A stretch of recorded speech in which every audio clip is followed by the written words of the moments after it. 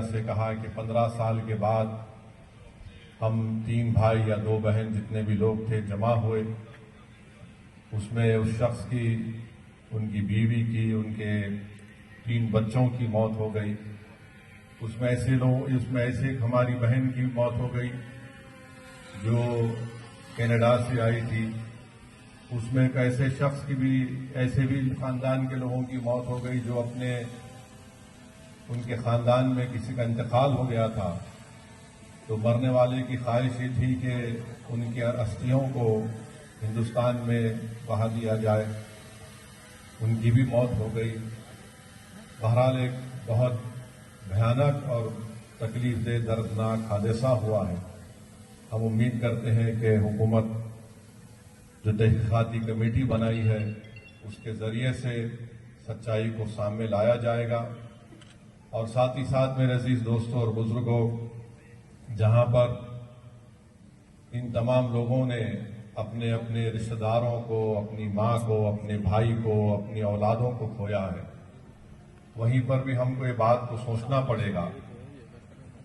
میں آپ تمام مسلمان بھائی بہنوں سے کہنا چاہوں گا کہ 32 سیکنڈ میں یہ حادثہ ہو گیا۔ تو میرے عزیز دوستوں اور بزرگوں، یاد رکھو، زندگی کی سب سے بڑی حقیقت یہ ہے کہ موت ہے۔ موت سب کو آنے والی ہے، یہ زندگی کی سب سے بڑی حقیقت ہے۔ کوئی زندہ نہیں رہنے والا ہے یہاں پر۔ یہ ناممکن ہے، یہ ناممکن ہے انشاءاللہ تعالی۔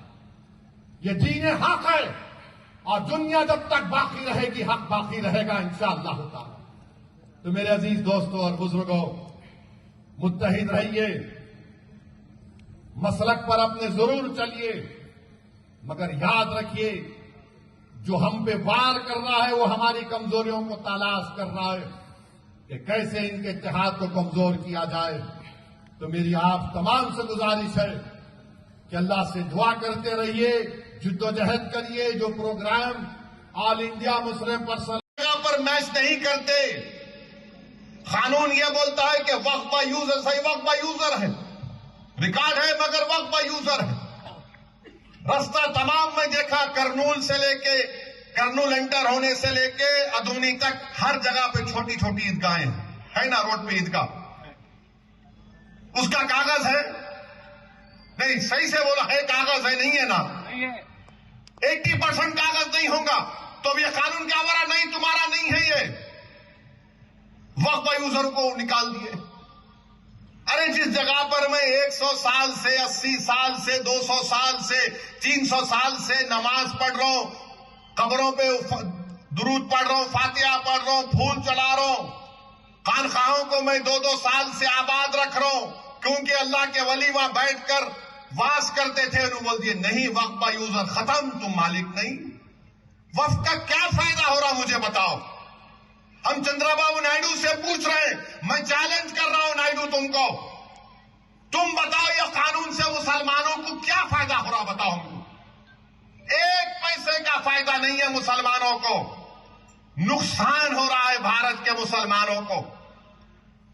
مسجدیں چھین لی جائیں گی، درگاہیں چھین لی جائیں گی، قبرستانوں کو ختم کر دیا جائے گا، خانقاہوں کو قفل لگا دیا جائے گا، یہ قانون کر رہا ہے۔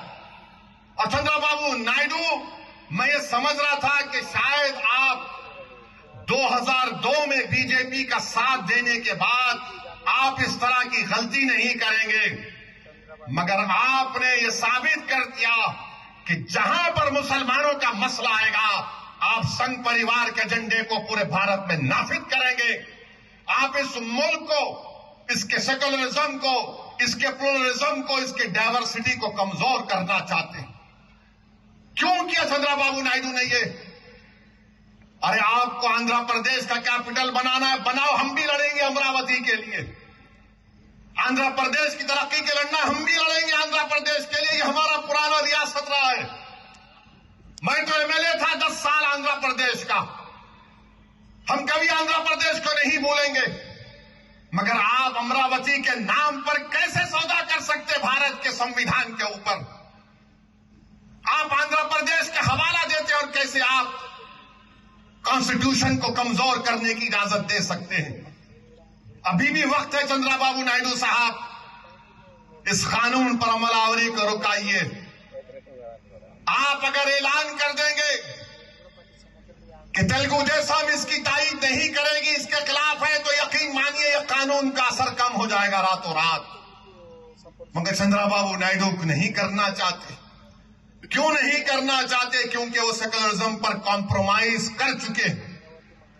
हमारे तेलुगु देशम के बहुत से मेरे भाई हैं, मैं उनकी बड़ी इज्जत करता हूं, जो जरूर उस पार्टी में है। वो कुछ नहीं कर सकते, मुझे मालूम, मजबूर है वो।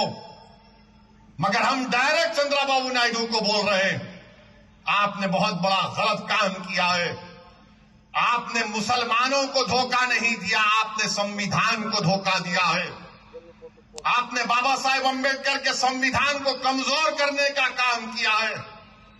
अरे कौन इख्तिदार पे रहेगा? बल्कि मैं तो चंद्रबाबू नायडू से कह रहा हूं कि आपने अपने से ज्यादा नुकसान, अपनी पार्टी से ज्यादा नुकसान आपने अपने बेटे लोकेश का मुस्तकबिल उसको खत्म कर दिया आपने। क्योंकि आपके बाद तो आपका बेटा ही आएगा ना, जूनियर एनटीआर तो नहीं आएगा। अब इतना पॉपुलर है उन्हें, मेरे को नहीं मालूम। आता क्या उन्हें? आता क्या? नहीं, न्यूज बनना ना ये भी। आप लोकेश को परेशान कर दिए।